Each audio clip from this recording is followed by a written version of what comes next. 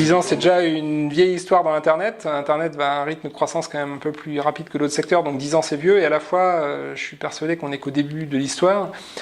Même si dans des cibles digitales et geeks parisiennes, on a l'impression que c'est là aussi une vieille histoire, parce qu'on est déjà habitué à ça, on connaît ça par cœur, on a l'impression qu'on a déjà tout lu sur ce sujet. Dès qu'on sort de ce cercle-là, il y a encore beaucoup d'éducation à faire. Et surtout, on est dans un sujet où les fondamentaux ont évolué. On sait tous qu'on ne fera pas carrière dans la même boîte, on ne fera pas le même métier, il faudra sans doute qu'on se reforme, on créera une boîte, elle marchera pas. On gérera 2 activités en parallèle, peut-être qu'on fera un complément de retraite en continuant à bosser.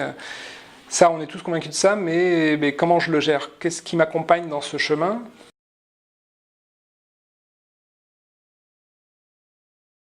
Notre mission, en tout cas une partie de notre mission, nous on la voit comme ça, qui est de dire comment je donne aux cadres, aux professionnels au sens large, un outil concret pour se dire je vais avoir besoin d'un fil rouge qui va m'accompagner tout au long de ces moments, avec des hauts, des bas, des cycles, des pauses, des moments où je vais avoir la tête dans le guidon, des moments où je vais me poser mes questions sur ma carrière.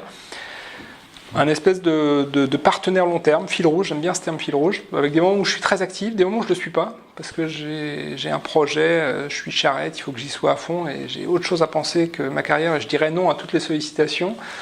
Puis des moments où je dirais moins non, où j'ai besoin de découvrir des personnes dans un secteur d'activité qui m'intéresse, où j'ai un projet de vie, de partir en province, et tiens, mince, qu'est-ce qui existe à Bordeaux, qui est-ce qui peut m'expliquer ce qui se passe dans ce monde? Voilà, on va alterner ça, et notre mission, c'est d'être le partenaire.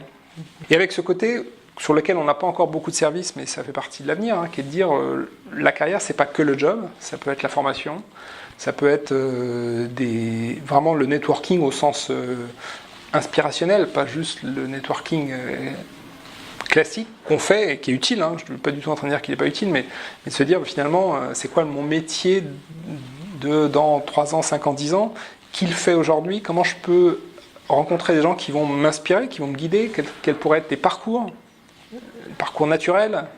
On a la chance d'avoir beaucoup de data sur ces membres, 8 millions de membres en France. Alors on a de quoi commencer à, je pense, accompagner nos membres, même si on n'a pas encore beaucoup de services là-dessus, mais on va les développer pour dire, voilà les personnes que tu devrais connaître. On pense que par rapport à ton profil, il y a ceux que tu connais ou que tu pourrais connaître.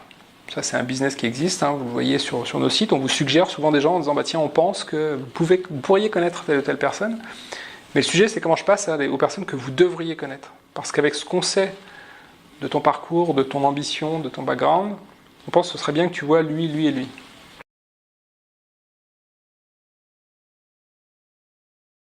On a l'avantage d'être sur un modèle, sur un marché dans lequel il n'y a que 3 acteurs mondiaux. Donc, et il y a des benchmarks, ils sont assez connus, ils sont visibles. Donc voilà, la différence qu'on a prise, c'est que nous, on croit beaucoup au local. On croit beaucoup à cette proximité, d'où effectivement une charte graphique un peu plus chaleureuse, qui est de dire c'est pas parce qu'on est dans le monde pro qu'on doit être ennuyeux. Et puis les professionnels, c'est pas que des gens en cravate. Ça, je crois que c'est fini. On peut être professionnel, être en jean, on peut être professionnel, être en basket. Ça aussi, ça a beaucoup changé. C'était pas le cas quand j'ai commencé à bosser, mais ça l'est aujourd'hui. Je pense que donc on va essayer d'avoir effectivement cette proximité, ce contact. Ça passe par des partenariats locaux, Orange, les chambres de commerce et d'industrie. Dans les sujets emploi-carrière, c'est l'APEC, l'Union des auto-entrepreneurs. Enfin, vraiment tout ce qui fait la réalité d'une économie. Dans certains sujets, le local, le fait d'être proximité et une certaine convivialité, un peu de chaleur humaine, on pense que ça peut faire la différence. Donc ça fait partie de cette stratégie. Donc on l'a en France, mais on l'a surtout en Chine. On est leader en Chine des réseaux sociaux professionnels avec 20 millions de membres, juste sur la Chine. Donc ça commence à être gros, même à l'échelle de la Chine, on commence à passer au-dessus du radar.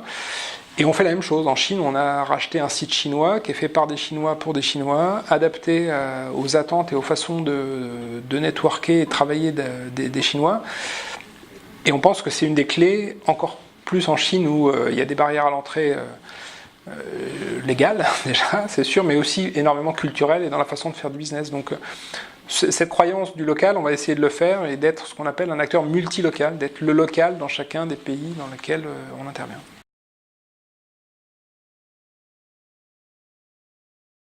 Premier sujet mobile, qui a mis un peu plus de temps à décoller dans le domaine pro que dans le domaine grand public, à mon sens, essentiellement parce que notre cœur de cible, il est derrière un écran, donc il a au début peut-être un peu moins perçu la nécessité ou les avantages d'avoir un service mobile.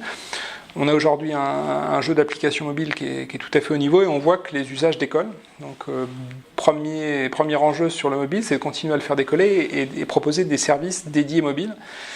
Et ça, j'y crois beaucoup. Deuxième sujet, la Chine.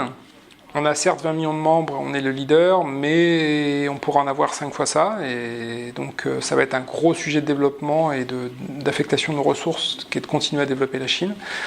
Et troisième sujet, ce qui se passe au niveau du monde du recrutement, où finalement en 15 ans, ce monde qui venait, souvenez-vous de la graphologie, il y avait des graphologues en France il y a 15 ans, on envoyait des lettres de motivation manuscrites par la poste. Ça paraît dingue à ceux qui ont plus de 25 ans aujourd'hui, mais c'était encore la réalité.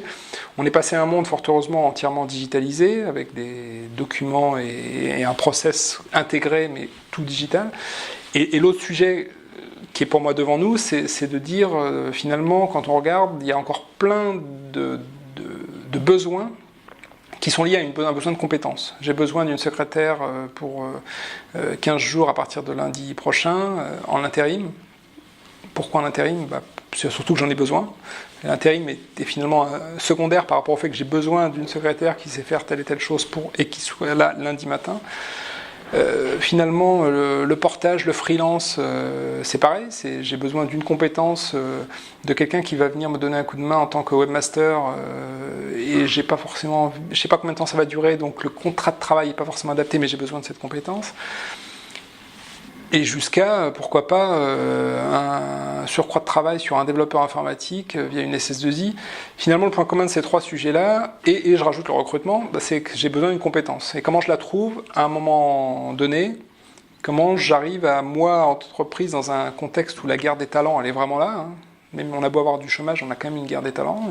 Et tous ceux qui sont un peu entrepreneurs vont vous dire que ça paraît dingue, mais c'est dur de recruter, on a du mal.